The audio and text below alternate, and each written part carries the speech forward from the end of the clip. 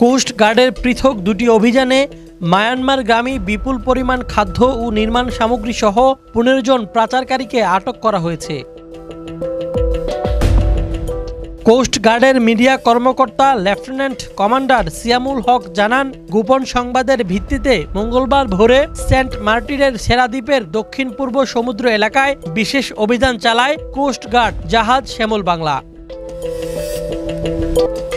এ সময় একটি fishing trawler থেকে পাচারের উদ্দেশ্যে বহন করা ৫২০ বস্তা আলুসহ ১৩ জন পাচারকারীকে আটক করা হয়েছে। এর আগের দিন সোমবার রাতে চট্টগ্রামের কর্ণফুলী নদীতে কোস্ট গার্ড বেস চট্টগ্রামের আরেক অভিযানে ২ জন পাচারকারীকে আটক করা হয়। ওই সময় প্রায় ৩ লক্ষাধিক টাকার সিমেন্ট, ইট ও লোহার রড সহ একটি ফিশিং বোট জব্দ করা হয়। আটককৃতদের বিরুদ্ধে আইনানুগ ব্যবস্থা প্রক্রিয়াধীন রয়েছে বলে জানিয়েছে coast guard.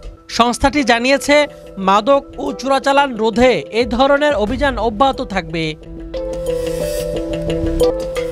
Desk report, 24 TV.